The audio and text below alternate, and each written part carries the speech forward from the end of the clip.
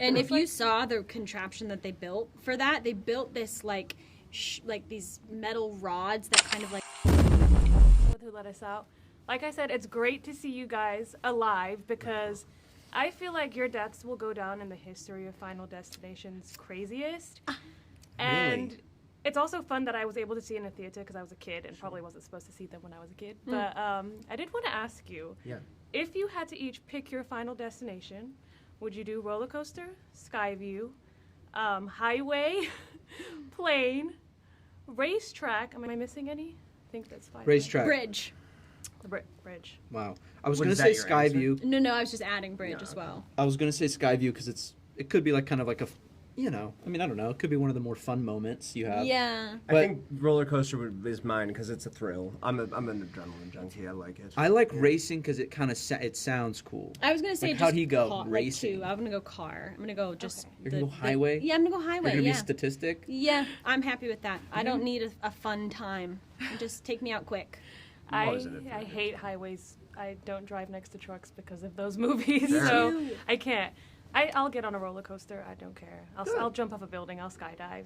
I like tall buildings too, but I don't think I'll ever have. But a truck is no. I get very bad anxiety when the trucks are near me. Now I do have to ask you: are you fans of the Final Destination movies, and is there a particular death that is your favorite? Oh yeah. Yes. I think we can't. You're not allowed to be in one and not be a fan, right? Yeah. Exactly. That's horrible. Well, also like not to sound cheesy, but I feel like if you watch them, you're a fan. There's no one watching it being like, they're so fun. They appeal to everyone. Like.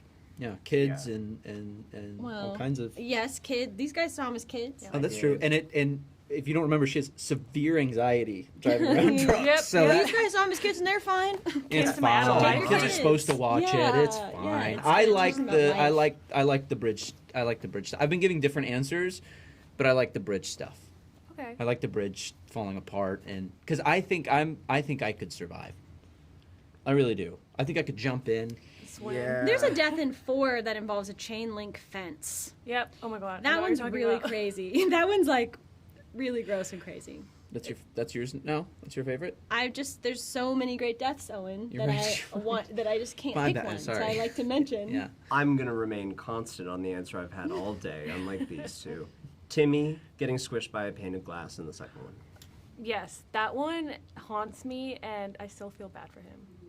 I think I was like 10. He's getting revisuals. He's in Silver Lake somewhere. I know. But as a kid, it was just like. He's actually in Vancouver. Noted Vancouver actor James Kirk. I'm so sorry. I'm so sorry. More or less noted than you. I'm not gonna. Canada's sweetheart. I do want to talk about that MRI scene. Thank God my MRI was like 2 weeks before because I will never get one again. That was traumatizing, and also because I'm such a fan, I was able to like put things together, so I kind of knew what would happen. Sure. Okay. But how did you all react to seeing that? Because that goes down in history as one of my favorite deaths. Still haven't seen it. I literally. He I'm was seeing it pulled at out the of the premiere on theater. Monday for the first time. Oh my god. Yeah. I was pulled out of the theater after an hour in New York, so I had waited to see it in theaters and got pulled out an hour in, so I still haven't seen the end. I saw it day of, and it didn't even need special effects. The special effects are great in the film, but even without special effects, just practical on the day, it was disgusting. It was disgusting. And the way they rigged that MRI machine, like that to me is so impressive. Like Yeah. they literally made it look, and they could like pull apart the panels and put pieces on, and it was crazy. It was so really cool. was. It was truly That was an impressive. I mean, the trash truck wasn't any better. Oh my gosh. And if you saw the contraption that they built for that, they built this like these metal rods that kind of like went into my face and made an impression of my face so that they could like make it look like a piece of cake almost. Yeah, it went like this, and they kind of moved across my face. It was actually kind of terrifying to shoot it. And it was just, I don't even know how they came up with that. Like, I don't even know how a person sitting around is like, I know how we'll do it. Well, you can ask Craig. Yeah, truly. See, I'm weird and like I like that stuff. My final question to wrap is, Tony's scene really made me cry in this movie. I was bawling my eyes out, which is very surprising for a Final Destination film. I just felt like he was talking to us as fans, and that message came across so beautifully. What did it feel like for you guys, like being a part of it and kind of being in this final movie with him? That's what it felt like to me on the day. It felt like a goodbye to the fans, to many things, I suppose. But it was, I got goosebumps watching him deliver it, and saying goodbye to a legend. There's no other way to put it. Yeah, I just felt incredibly lucky to be one of the people in the room with him while he did that. Yeah. You know, to kind of cap off a franchise that he had so much to do with. Yeah. You know what I mean? He is the through franchise. line, Yeah. So it was just, I felt really lucky to be there. Yeah, and and I enjoy loved it. how they put his story and connected everything. It was really I beautiful. thought it was pretty Yeah, smart. Yeah, I love that too. Oh, well, I could be here talking about traps and all these things all day, All but I day, ran out of yeah. time. Thank you so Put your much. heads Oh my down. God, my own final destination. This is Alyssa with Who Let Us Out. First of all, let me give you your flowers because as a huge fan of somebody who couldn't see it in the theater because I was a kid when the other movies came out, I loved how there were so many Easter eggs, how this movie tied everything together and just answered so many questions that I've had since I was like 9 years old. So thank you. It was excellent. It also made me cry, which is very surprising for a Final Destination movie. I was literally bawling my eyes out and I felt so embarrassed because everyone was looking at me. So I did want to ask you, with the events, without spoiling it, would you say this is the final destination? Because I kind of now want to go back in time and explore the stories after the Skyview. Wow. That is a great idea. I think they should hire you to write the next one.